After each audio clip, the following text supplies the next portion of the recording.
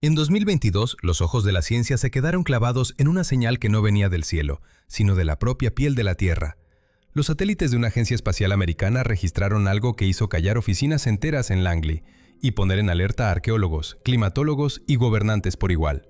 El Éufrates, la gran arteria que alimentó imperios, había empezado a retroceder con una velocidad que nadie había visto antes. ¿Qué sucede cuando el latido de una civilización se convierte en un suspiro? Desde la órbita la imagen era aterradora en su simpleza. La línea azul que durante milenios marcó fronteras, rutas comerciales y mitos, se transformó en una herida seca sobre el mapa de Mesopotamia. Tierra arrugada, grietas, lechos que se descubrían como cicatrices. Pero lo más inquietante no era solo la ausencia de agua, sino lo que salía a la luz cuando el río se retiraba. Formas humanas y arquitectónicas, sombras de muros y torres que emergían como dedos buscando aire. Los primeros en dar la alarma no fueron los laboratorios ni los periódicos, sino pescadores con botas embarradas y agricultores acostumbrados a leer la faz del agua. Sus relatos no cabían en las categorías cómodas del informe técnico. Hablaban de ciudades fantasmales levantándose lentamente del barro, de fustes y aljibes rotos, de cavidades en las riberas que de pronto se abrían como bocas antiguas. Contaban también de sonidos imposibles, como un viento encerrado en túneles o el tintineo metálico de cadenas quizá no rotas por el tiempo. Y luego llegaron los rumores más peligrosos: tesoros, montañas de oro escondidas por siglos en el vientre del río. No tardaron en aparecer textos antiguos que convertían los susurros en advertencias. Fragmentos traducidos de papiros y tablillas comenzaron a circular. Una profecía decía que cuando el Éufrates se secara, revelaría una montaña dorada por la que las gentes se matarían, y que en la contienda sobreviviría uno por cada 100. Lo que podía haberse dejado pasar como folclore repentino se volvió para muchos un pronóstico cargado de urgencia, y de pronto la noticia dejó de ser local para convertirse en una cuestión que interpelaba a todo el planeta. ¿Qué secretos pueden despertar cuando un río que ha alimentado civilizaciones durante milenios deja de fluir? Para entender la magnitud de ese descubrimiento es necesario mirar más allá del Éufrates y recordar que los ríos, a lo largo y ancho del mundo, son como capas de memoria petrificadas. Depositan, conservan, esconden. A veces devuelven a la superficie piezas que parecen extraídas de otra era. Otras dan señales desgarradoras que hablan de hambre, guerra o catástrofe. Y ese patrón no es moderno. La historia de hallazgos fluviales está llena de sorpresas que obligan a reescribir narrativas. Tomemos un ejemplo que suena a leyenda. En 2017, una niña de 7 años caminaba por la orilla del Cherwell, un río que atraviesa un condado inglés famoso por universidades e historias medievales. Mientras balanceaba los pies entre barro y juncos, Matilda Jones percibió un metal que sobresalía. No era una tubería ni un fragmento corriente, era una pieza alargada, cubierta por la pátina del tiempo, con la silueta perfecta de una espada. El padre la sacó con cuidado. Expertos de un museo cercano pusieron en marcha pruebas que descolocaron expectativas. Análisis por radiocarbono y estudios estilísticos situaron el arma alrededor del año 900, en la época de los asaltos nórdicos, del choque entre barcos de guerra y aldeas costeras. El hallazgo no era solo un objeto, era una línea directa con la vida de un guerrero que quizá cruzó aquel río hace más de un milenio. La espada, que medía casi 1 metro de punta a empuñadura, mostraba restos de filo y una simetría que los especialistas asociaron con espadas de tipo carolingio, apreciadas por su equilibrio y manufactura. Para algunos, la explicación más evocadora es ritual. Lanzar el arma al agua como ofrenda a los dioses para asegurar la protección del clan o el descanso del arma del caído. Para otros, la hipótesis pragmática es igualmente plausible. Una espada perdida en el caos de una reyerta o durante una travesía y nunca recuperada. Sea cual sea la razón, el sedimento anóxico del lecho fluvial había actuado como un conservante perfecto, preservando un testigo metálico de un mundo de dragones, drácars y pactos rotos. No todos los mensajes que regresan de las aguas son románticos, algunos son advertencias talladas con urgencia. En 2018, cuando una ola de sequía barrió grandes extensiones de Europa Central, el río Elba dejó ver su fondo, y con él unas rocas que parecían hablar. Conocidas como piedras del hambre, estos monolitos fueron tallados a lo largo de siglos por manos que buscaban dejar huella para los que vendrían después, fechas, nombres y avisos. Cuando el nivel del agua descendía hasta cierto punto, la gente podía leer las hileras de años grabadas y entender que la sequía no era chapucera ni coyuntural, sino potencialmente mortal. La piedra más famosa de entre ellas se halla en la ciudad checa de Děčín. Sobre su superficie aparecen fechas como 1904, 1893, 1842, 1707 y 1616, cada una un fósil de desesperación. Junto a esos números, alguien grabó en alemán una frase que aún hiela: Wenn du mich siehst, dann weine. Traducida dice: si me ves, llora. Imaginen el gesto: una comunidad que no puede dominar el clima, que ve cómo la vía de comunicación se convierte en polvareda y decide dejar una advertencia que atraviese generaciones. Para quienes dependían del río, comerciantes, molineros, granjeros, la sequía no era una mera molestia. Era el preludio de hambrunas, de cortes en el suministro de sal y grano, del parón de rutas que sostienen poblaciones enteras. Estos ejemplos ilustran una idea inquietante. Los lechos de los ríos son archivos naturales, negativos fotográficos de nuestras eras, y cuando la cubierta de agua se reduce, la película se revela con imágenes que cambian la forma en que entendemos el pasado. Pero también muestran que la memoria fluvial no es neutral. Puede ser consoladora, como la espada que conecta generaciones, o amenazante, como las admoniciones esculpidas por manos que ya no existen. ¿Qué nos contará el Éufrates cuando conversemos con lo que ha dejado atrás? Mientras los científicos desgranaban datos satelitales y los locales recorrían las orillas en busca de signos, el mundo científico y el público comenzaron a plantearse preguntas que hasta hace poco parecían de novela. ¿Son esos restos huellas de asentamientos olvidados, víctimas de una variación climática extrema o de actividades humanas que han desviado aguas y drenado humedales? ¿Puede una profecía antigua ser mera coincidencia cultural o encierra observaciones sobre ciclos que repetidos 1000 veces terminan por cumplirse? Cada respuesta parcial abría otra puerta. Cada descubrimiento menor servía para aumentar el abismo de lo desconocido. Al comenzar este relato, estamos apenas rozando la superficie de lo que las aguas han guardado y devuelto. La escena del Éufrates que se despeja ante los ojos del mundo no es un acontecimiento aislado, sino el primer acto de una obra que promete desafiar lo que creemos saber sobre dónde comienza y dónde termina la historia humana. Y si los ríos pueden devolver espadas y advertencias de hambre, ¿qué otra clase de piezas están esperando en el barro, listas para reescribir capítulos enteros? Así que volvamos al principal protagonista de esta historia, el Éufrates. Lo que él revela podría obligarnos a reconsiderar no solo el pasado, sino el futuro que estamos construyendo sobre riberas más frágiles de lo que imaginábamos. Las despensas de las ciudades se iban agotando, pero aquello no era más que la primera señal de una calamidad mucho mayor. La sequía se comía las cosechas en los campos como una lengua de fuego silenciosa, y al poco empezó a extenderse un hambre masivo. El pan, antes alimento cotidiano, multiplicó su precio hasta niveles que convertían al pobre en un condenado. Familias enteras quedaron sin recursos cuando el trigo dejó de llegar a los molinos. ¿Qué significa que un objeto tan elemental como una hogaza puede decidir quién vive y quién muere? Cuando el nivel de los ríos descendía lo suficiente para mostrar las piedras negras, los relojes de la miseria reaparecían, los llamados piedras del hambre, con fechas talladas que funcionaban como heridas en la memoria colectiva de Europa. Cada fecha grabada en esos bloques de granito es una cicatriz histórica. Allí están, toscamente esculpidas, años que relatan catástrofes que no son cifras frías, sino nombres de hambrunas, brotes de enfermedad y rupturas sociales. El año 1616, en los albores de la Guerra de los 30 años, cuando la sequía profundizó una catástrofe ya de por sí épica. El año 1707, en pleno conflicto por la sucesión española. El año 1842, que antecedió a las hambrunas y a la oleada de revueltas que sacudieron el viejo continente. No son meros registros meteorológicos, son crónicas de dolor humano, lápidas que hablan de hambre, migraciones y violencia. Cuando esas piedras volvieron a asomarse en el siglo XXI, el impacto fue brutal. Con nuestras cadenas de suministro globales, con supermercados abiertos 24 horas y camiones que atraviesan continentes, habíamos asumido que la comida era un bien inagotable.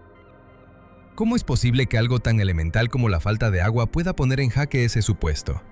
La inscripción tallada en una de ellas, "Si me ves, llora", que antaño estaba dirigida a los habitantes de las riberas de cierta cuenca, en 2018 adquirió un alcance universal. Ya no era una advertencia local, sino una sentencia para toda la humanidad. Los ríos que se retraen no solo desentierran secretos del pasado, proyectan señales inquietantes sobre lo que podría venir. Frente a aquella advertencia seca y pétrea, surge otra imagen que perturba de forma distinta, la de una ciudad inmóvil bajo una masa de agua clara. No enterrada bajo la ceniza de un volcán como Pompeya, sino sumergida bajo decenas de metros de lago. Las tejas decoradas con dragones y fénix siguen apuntando al cielo, pero sobre ellas, en lugar de nubes, hay una bóveda líquida que refleja la luz.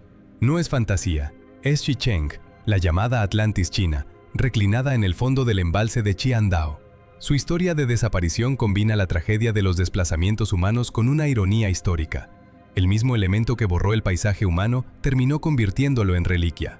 En el año 1959, el gobierno decidió erigir una gran presa hidroeléctrica en el curso del río Sinan para alimentar fábricas, ciudades y una modernidad ambiciosa. El plan exigía crear un pantano artificial enorme. Bajo sus aguas debían quedar hundidos cientos de aldeas, decenas de pueblos y al menos 2 ciudades antiguas, Hecheng y Xicheng.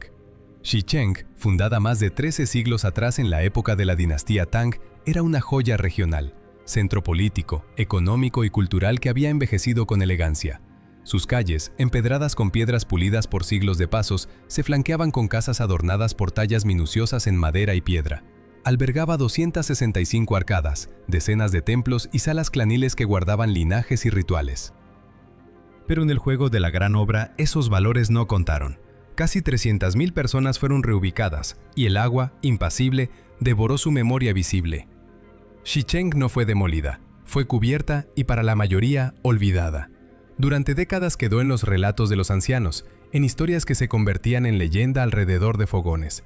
Sin embargo, en 2001 el interés oficial por los sumergidos se despertó de nuevo. Se organizó una expedición de buzos para explorar el lecho del embalse de Qiandao. Lo que encontraron desafió todas las expectativas. El agua no había triturado la ciudad, la había encapsulado. En aquel entorno casi anóxico, con corrientes débiles y aguas ricas en minerales, las construcciones resistieron como si el tiempo hubiese sido ralentizado. Los buzos descendieron hasta la calle principal y al deslizarse bajo las arcadas pudieron leer inscripciones y distinguir relieves en las fachadas. Miraron por ventanas que conservaban restos de muebles de madera, vislumbraron puertas, patios y murallas coronadas por puertas monumentales que permanecían intactas. Los templos mantenían la curvatura elegante de sus aleros y sobre sus cumbreras reposaban figuras mitológicas congeladas en piedra. No era un cúmulo de escombros, era una ciudad submarina, dormida y sorprendentemente completa. Cada inmersión allí es narrada como una expedición al pasado. La luz del sol, filtrada por la masa de agua, juega con los relieves y crea contrastes dramáticos. El silencio, solo roto por el ritmo del propio regulador de aire, intensifica la sensación de viajar en el tiempo. Paradójicamente, el elemento que destruyó la vida cotidiana de Xicheng se convirtió en su conservador más efectivo. La oscuridad bajo el agua la protegió de la hidra humana de la modernidad, saqueos, campañas políticas destructivas, transformación urbanística y, a la larga, del desgaste ordinario de los siglos. Hoy Xicheng es una de las ruinas sumergidas más emblemáticas del planeta, una lección visual sobre la fragilidad del patrimonio y sobre cómo lo que creemos perdido puede regresar en forma de espectro bello y melancólico. Desde aquel lago embrujado viajamos mentalmente hacia tierras de barro y hueso, a un hallazgo que, en apariencia, podría parecer mucho más modesto, pero que sacude las certezas de la ciencia.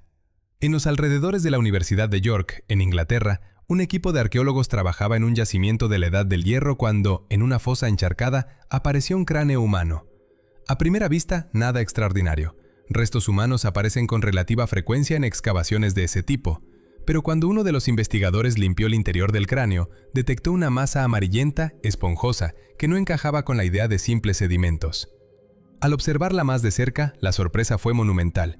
Allí, entre las cavidades, permanecía tejido cerebral. Resulta casi inconcebible porque el cerebro es uno de los primeros órganos en descomponerse. Compuesto en gran parte por agua y grasas, se desintegra en pocos años salvo en condiciones excepcionales. Recuperar restos cerebrales con una antigüedad de 2.600 años equivale a encontrar una página íntegra de un manuscrito que el tiempo había prometido hacer ilegible.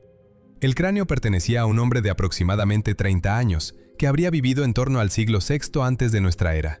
Las vértebras conservaban signos de que, antes de morir, había sido ahorcado y posteriormente decapitado. Una ejecución atípica que sugiere un posible rito o una violencia ritualizada. Tras la decapitación, la cabeza habría sido arrojada a una fosa profunda con arcilla húmeda y prácticamente privada de oxígeno, un antiguo meandro del río Ouse. Esas condiciones, frío sostenido, falta de oxígeno y una química pétrea de la arcilla, activaron un proceso de conservación extraordinario. Los estudios realizados por equipos interdisciplinarios, arqueólogos, químicos y neurólogos, revelaron que las proteínas estructurales del tejido cerebral no desaparecieron. En cambio, se plegaron y se reorganizaron formando una sustancia densificada y estable. La capa exterior, más laxa y expuesta a microbios, se descompuso, pero el núcleo más compacto resistió, transformándose en una masa que aún conserva microestructuras y compuestos que permiten análisis modernos. Lo que a primera vista parece un milagro de la naturaleza encierra, en realidad, una mezcla precisa de circunstancias geológicas y bioquímicas. Los investigadores emplearon técnicas avanzadas, espectrometría de masas, análisis proteómico y estudio de las señales isotópicas, para entender cómo se preservaron esas moléculas. Los resultados abren una ventana inédita a la paleoneurología, permiten especular sobre patologías, traumas y en algunos casos sobre aspectos de la dieta o del entorno bacteriológico del individuo. ¿Qué puede decirnos un cerebro milenario sobre la vida de quien lo albergó? ¿Qué secretos culturales quedan encerrados en ese gesto de castigo ritual que condujo su cabeza a la arcilla anóxica? Estas preguntas, todavía abiertas, empujan a la ciencia hacia territorios donde la memoria humana y la preservación natural se entrecruzan de formas impredecibles. No era una simple pieza petrificada. Los investigadores llegaron a identificar proteínas clave, los neurofilamentos que mantienen la arquitectura de las neuronas y la llamada proteína ácida fibrilar glial, componente esencial del tejido cerebral, que seguían sosteniendo la estructura original del cerebro. Fue como descubrir un bloque de tofu guardado en la nevera durante 2500 años y encontrarlo casi intacto, una paradoja biológica que obligó a replantear lo que creíamos imposible. ¿Qué combinación de suelos, aguas y procesos químicos permitió que moléculas tan frágiles escaparan a la corrosión del tiempo? Esa pregunta abrió una ventana inédita a nuestro pasado biológico. Los detalles técnicos son fascinantes y cruelmente precisos. En condiciones de ausencia de oxígeno, con sedimentos finos que aíslan y con una rápida cobertura mineralizante, los tejidos blandos pueden quedar encapsulados, protegidos de bacterias y hongos que normalmente los devoran. Los aminoácidos que forman las proteínas pueden reorganizarse, cruzarse y endurecerse en formas que preservan huellas microscópicas de su estructura original. Eso significa que, en el futuro, donde hoy solo vemos fragmentos óseos, podríamos hallar tejidos que nos cuenten sobre enfermedades antiguas, sobre qué comían, incluso sobre trazas bioquímicas de estrés o infección. El potencial para la paleopatología es enorme. Imaginar poder leer la salud de una persona de hace siglos con la misma precisión con la que hoy medimos un análisis de sangre. Pero la maravilla científica convive con una sensación inquietante, casi gótica. Contemplamos el tejido nervioso de un ser humano que vivió en la época de la fundación de Roma y del amanecer de la filosofía griega. Podemos analizar su estructura, sus proteínas, y sin embargo jamás sabremos cuáles fueron sus últimos pensamientos.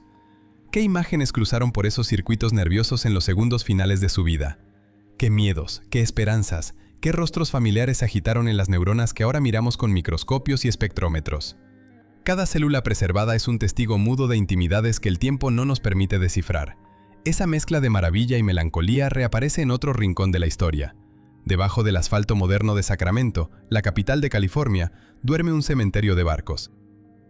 No son esqueletos marinos olvidados por el azar, sino reliquias de la fiebre del oro de 1849, cuando el río se convirtió en autopista y el puerto en una enorme entrada para la esperanza y la codicia. La historia arranca con un hombre, Sam Brannan, que al conocer la noticia sobre el oro, compró todas las palas y los picos de San Francisco y corrió a Sacramento gritando por las calles que había oro en el American River. Su anuncio fue la chispa que encendió un pánico colectivo.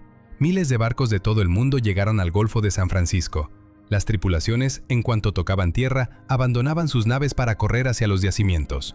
El puerto se transformó en un bosque de mástiles. Embarcaciones de todas las formas quedaron varadas como si fueran esqueletos de ballena. Pero la meta verdadera era Sacramento, tierra adentro, y solo se podía alcanzar por el cauce del río. Así, lanchas pequeñas, bergantines y hasta imponentes bergantines de 3 mástiles remontaron la corriente rumbo a la ciudad en crecimiento. Cuando atracaban, sucedía la misma historia. Las tripulaciones desertaban y las naves eran abandonadas a su suerte. El ingenio humano encontró rápidamente uso para esos cascos vacíos. Se convirtieron en almacenes, en hoteles improvisados, en salones de juego, y en algunos casos hasta en prisiones.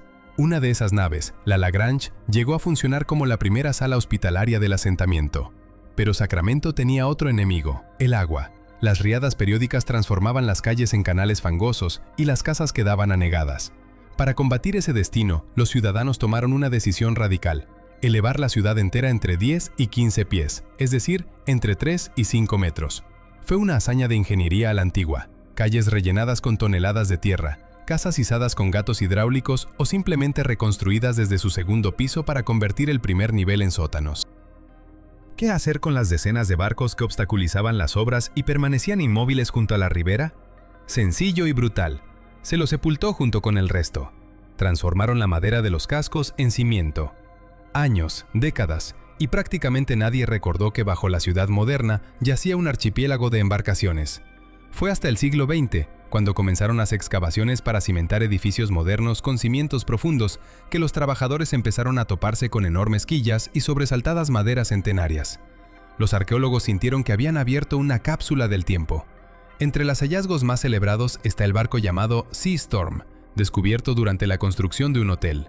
Su casco se había preservado maravillosamente en el barro anóxico del río. Otros, como el City of Boston, también emergieron de los sedimentos casi intactos. Imagínese caminar hoy por el centro histórico de Sacramento y no saber que, bajo sus pies, se extienden cubiertas y bodegas de aquella época febril. No guardan oro en sus entinas, pero conservan algo quizá más valioso: los rastros cotidianos de una época en la que gente de todo el mundo arriesgó todo por una quimera. El río los llevó, y luego, irónicamente, los enterró, ofreciendo a las generaciones venideras un testimonio material del nacimiento del oeste americano. A millas de distancia y siglos atrás, otra ciudad sumergida reposaba en silencio hasta que la tecnología moderna la rescató del olvido. Tonis Heraklion, conocida también como Tonis, fue durante mucho tiempo una especie de Atlántida egipcia, mencionada en textos antiguos, incluida la obra de Heródoto, pero dudosa para los eruditos, quizá un mito o un nombre alterno de otra urbe conocida. Durante 1200 años, la ciudad existió principalmente en la letra de los textos. Hasta que en el año 2000, el arqueólogo subacuático francés Franck Godiot y su equipo, armados con equipos de sondeo y escaneo del lecho marino, localizaron no solo objetos aislados, sino todo un puerto hundido en la bahía de Abukir. La pérdida de Heracleón parece haber sido súbita. En torno al séptimo siglo de nuestra era, un terremoto pudo provocar la licuefacción del terreno, una transformación en la que capas de arena y arcilla se comportan como un fluido, y la ciudad sencillamente se deslizó hacia el mar. De las cientos de piezas extraídas de sus confines, una impresionó al mundo: una estatua colosal de granito rojo, de más de 5 metros de altura, que representaba a Hapi, el dios del Nilo y de la fertilidad. Y junto a ella, casi en el umbral del templo principal, se alzaba una estatua casi intacta del dios con cabeza de halcón, Horus, tallada en un granito oscuro. Cuando los focos subacuáticos iluminaron por primera vez su rostro desde el limo, los arqueólogos fueron testigos de un espectáculo sobrecogedor: el horizonte pétreo de un dios emergiendo de la oscuridad, con plumas y un pico esculpidos con una finura que atravesaba milenios. Ver esas esculturas en su emplazamiento original fue como hallar una escena congelada en el tiempo. Las ofrendas, los pilares, los canales de acceso al puerto, todo dispuesto como si la ciudad hubiera esperado un retorno que nunca llegó. Cada detalle tallado, cada inscripción jeroglífica, cada fragmento de cerámica narraba historias de comercio internacional, de ritos religiosos y de relaciones con fenicios, griegos y otras potencias del Mediterráneo. No eran meras piezas de museo, eran llaves para comprender cómo funcionaba la economía, cuáles eran las rutas de intercambio y qué dioses gobernaban las preocupaciones del pueblo. En los tres casos, el cerebro antiquísimo preservado, los barcos sepultados bajo Sacramento y la ciudad hundida de Heracleion, se repite una idea: las condiciones adecuadas pueden convertir lo efímero en eterno. El fango, el barro anóxico y la arena mezclados con agua no solo destruyen, en ocasiones protegen. Y en ese doble filo reside la promesa de la arqueología moderna. Cada excavación o inmersión puede devolvernos no solo objetos, sino contextos completos que reescriben lo que creíamos saber. ¿No es extraordinario que la naturaleza, a veces con la ayuda del azar, actúe como un archivista impasible, guardando secretos hasta que nosotros, con paciencia y técnica, aprendemos a leerlos? Horus fue una de las deidades centrales del panteón egipcio, hijo de Osiris e Isis, emblema viviente del poder real y protector incansable de la tierra del Nilo. Su colosal estatua, plantada junto a la entrada del gran puerto, funcionaba como una declaración pública tallada en piedra para cualquiera que navegara hacia esas costas: has arribado a un territorio gobernado por los dioses. Levantar a esos gigantes desde el fondo marino no fue una maniobra rutinaria, fue una operación de ingeniería de precisión que combinó paciencia, músculo humano y tecnología de salvamento submarino. Decenas de horas de inmersión, arqueología y trabajo manual se consumieron en separar la piedra de su prisión de limo y arena acumulada durante miles de años. Cuando la figura de Horus volvió a ver la luz del sol, la reacción fue colectiva: asombro, un escalofrío de reconocimiento, la sensación de presencia recuperada. Era, literalmente, un regreso del olvido. El hallazgo de Tonis Herakleion y de tesoros como esa estatua reconfiguró por completo la narrativa que teníamos sobre el Egipto del periodo tardío. No se trataba solo de objetos. Los restos hablaban de una ciudad cosmopolita, donde mercaderes egipcios y griegos, ritos nativos y cultos importados se entretejían en un tejido urbano que desafiaba la idea de un Egipto aislado. Y, al mismo tiempo, su desaparición fue una lección brutal sobre la fragilidad de las obras humanas. El mismo río que concedió vida y riqueza, la delta del Nilo, terminó por tragárselas y conservar sus secretos bajo el agua. La naturaleza, en este caso acuática, ofreció y después sepultó, dejando un archivo húmedo que los arqueólogos solo ahora comienzan a leer. A finales del siglo XIX ocurrió una de esas coincidencias históricas que parecen decir más sobre el azar que sobre la lógica. De las aguas de un canal de París fue recuperado el cuerpo de una joven de aspecto delicado, no mayor de 16 años según la impresión de quienes la examinaron. No había señales de violencia, su muerte permanecía envuelta en silencio. En la morgue, donde a veces se depositaban los desconocidos con la esperanza de que alguien los reclamara, un patólogo quedó tan impactado por la serenidad de su rostro que encargó una máscara funeraria. La expresión era enigmática, una sonrisa tan leve y contenida que recordaba a la de la Mona Lisa, lo que terminó por convertir esa máscara, apodada la desconocida del Sena, en un objeto de fascinación. Las réplicas comenzaron a circular, vendidas como souvenirs en los comercios bohemios de París y pronto diseminadas por Europa. La máscara se transformó en ícono, belleza enigmática, amor trágico, muerte poética. Escritores y artistas la citaron, la pintaron, la hicieron emblema de una sensibilidad melancólica que inundó ateliers y cafés. Filósofos y novelistas encontraron en esa sonrisa una metáfora del misterio humano. Su rostro apareció en poemas y relatos, y su identidad real quedó como un hueco que alimentó la imaginación colectiva. Lo sorprendente llegó décadas después. A mediados del siglo XX, un fabricante noruego de juguetes llamado Asmund Lardal necesitaba crear un maniquí para enseñar técnicas de reanimación cardiopulmonar. Buscaba un rostro femenino, realista y sereno, y recordó la máscara de la desconocida colgada en la casa de sus abuelos. Tomó ese rostro como modelo. Así nació Resucian, o Salva Ana, el muñeco de RCP más famoso del planeta. Millones de personas en todo el mundo han practicado boca a boca sobre una réplica del rostro de aquella muchacha rescatada del Sena más de un siglo atrás. Sus labios sin nombre se convirtieron, irónicamente, en los más deseados de la historia. No por amor, sino por la necesidad de devolver al aliento a quienes están a punto de cruzar la frontera entre la vida y la muerte. La joven cuyo destino no pudo ser revertido en su día, terminó ayudando a salvar un número incontable de vidas ajenas. Su identidad nunca fue establecida. Siguió siendo el enigma que el río ofreció al mundo. Es un recordatorio potente. Los ríos no solo arrastran objetos y sedimentos, sino también destinos humanos.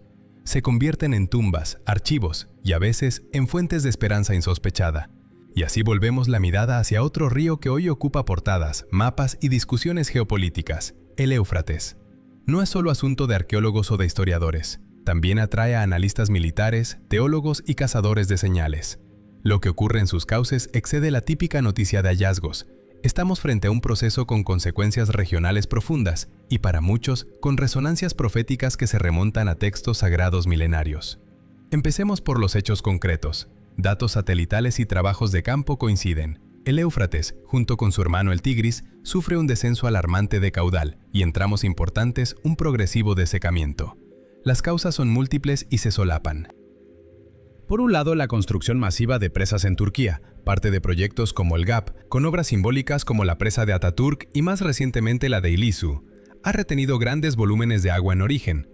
Por otro, sequías persistentes que varios climatólogos relacionan con el cambio climático han reducido la aportación anual típica. A ello se suma una gestión hídrica ineficiente en amplias zonas agrícolas de Siria e Irak, riegos por inundación, pérdidas por evaporación en canales abiertos y prácticas que demandan más agua de la que el río puede asegurar en periodos críticos.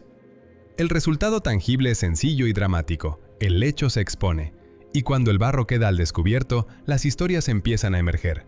Los mismos rumores que antes hablaban de ánforas y monedas se tornan materialmente ciertos. Aparecen joyas antiguas, monedas de oro y bronce, restos de embarcaciones, cimientos de asentamientos que habían permanecido sumergidos, desde épocas asirias y babilónicas hasta vestigios helenísticos y romanos. En muchas localidades las comunidades, los buscadores informales y las redes de contrabando compiten por lo que la naturaleza devuelve, lo que genera tensiones locales y a veces violencia. No se ha tratado, de momento, de la revelación de una montaña de oro literal, pero cada pieza encontrada alimenta expectativas, disputas y una carrera por recolectar patrimonio que, por ley o por costumbre, no siempre es protegido. En este contexto, los relatos religiosos se entrelazan con la realidad tangible. Un hadiz atribuido a la tradición islámica advierte que no llegará la hora final hasta que el Éufrates revele una montaña de oro por la que la gente luchará, y que de cada 100 hombres 99 morirán en la contienda. Durante siglos esa afirmación fue interpretada por muchos como metáfora. Hoy, cuando hallazgos de objetos de valor aparecen en el lecho, esa metáfora parece adquirir un peso inquietante y literal. Y la literatura apocalíptica judeocristiana añade otra capa. En el libro del Apocalipsis se menciona a 4 ángeles atados junto al gran río Éufrates, cuya liberación anuncia calamidades que afectan a una porción significativa de la humanidad. Para creyentes de distintas tradiciones, el fenómeno del desecamiento no es solo una crisis ecológica o arqueológica, puede leerse como un signo, como indicio de procesos profetizados. Pero, ¿qué encuentran realmente los arqueólogos cuando el agua retrocede?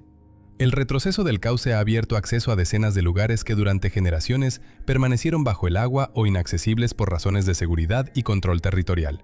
Surgen terrazas, muros, fragmentos de cerámica, inscripciones en arcilla, piezas de arquitectura enterrada que permiten reconstruir paisajes urbanos de épocas remotas. Algunos hallazgos son pequeños pero emblemáticos: un sello, un amuleto, fragmentos de un templo. Otros ofrecen la posibilidad de reescribir mapas urbanos de civilizaciones que dominaron mesetas y llanuras hace miles de años. Y detrás de cada objeto exhumado hay preguntas que no admiten respuestas simples. ¿A quién pertenecen esos bienes cuando los estados se fragmentan? ¿Cómo proteger el patrimonio en contextos de crisis humanitaria y conflicto?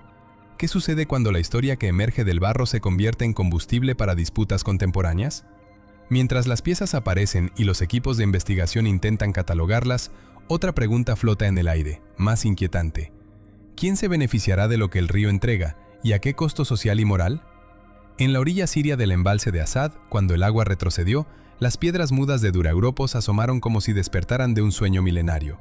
No era solo una ciudad emergiendo, era un latido arqueológico que volvía a escucharse. Aquella fortaleza helenística y luego romana, llamada alguna vez la Pompeya del desierto, atesora algunas de las primeras iglesias cristianas y sinagogas decoradas con frescos que desafían nuestra cronología cultural.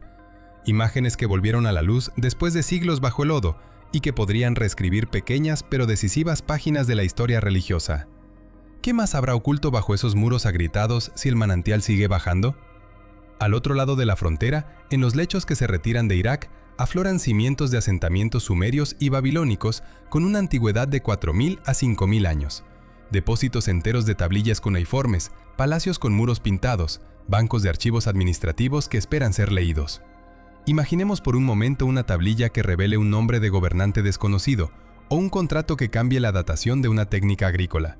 Esos papeles son pequeñas bombas de sentido capaces de alterar nuestra comprensión de los primeros estados. La arqueología que emerge no es nostalgia, es materia prima con la que se reconstruye la biografía de la civilización. Y alrededor de esos descubrimientos se arremolinan mitos, rumores y grabaciones virales que exhalan misterio. En videos y fotos circulan bocas de cuevas abiertas en los taludes del río. Se oyen, dicen, gemidos, un tintinear como de cadenas en un eco acuático, y los más supersticiosos los asocian con los 4 ángeles de la profecía. ¿Esos sonidos son efectos de la geología, el crujir del barro al fracturarse o algo que desafía la explicación inmediata? La ciencia, hasta ahora, guarda silencio prudente. Aún no ha confirmado las narrativas sensacionalistas, pero la mera existencia de esas leyendas nos revela otra cosa igual de importante. Porque el Éufrates no es una corriente cualquiera, es la arteria que irrigó campos, ciudades y mitos desde los albores de la escritura. Es frontera y puente entre imperios, escenario de relatos bíblicos y de epopeyas olvidadas. Su desecación se lee como algo más que un fenómeno hidrológico. Se percibe como un desgarro en el tejido simbólico del mundo, la apertura de una caja de Pandora que mezcla historia, fe y temor colectivo. ¿Qué significa que la propia Tierra devuelva sus secretos ahora, en una era de telescopios y algoritmos? Las teorías conspirativas sugieren tumbas reales gigantescas, restos de reyes legendarios o incluso los huesos de gigantes, los Nefilim, que aparecen en antiguas crónicas. Es tentador imaginar tesoros que encenderían guerras o artefactos capaces de sacudir dogmas. También es posible, y quizá más relevante, que lo que emerja sean textos cotidianos, cuentas, inventarios, cartas que humanicen a quienes llamamos antiguos y nos devuelvan su voz. Tal vez sea todo eso a la vez. Una certeza permanece: la cortina que cubre la más antigua de las riberas se está alzando. Cuando el último pliegue caiga, lo que veremos no será únicamente oro o reliquias, sino fragmentos de nosotros mismos, memorias, miedos y certezas, expuestos a la luz. Si la revelación nos conmociona o nos consuela, dependerá de cómo elijamos leerla. Al final, el Éufrates no solo entrega objetos, devuelve preguntas. Y esas preguntas nos empujan a mirar con nuevos ojos la historia, la fe y la fragilidad de los paisajes que nos formaron. ¿Estamos preparados para escuchar lo que nos susurre el barro cuando deje de cubrirlo todo?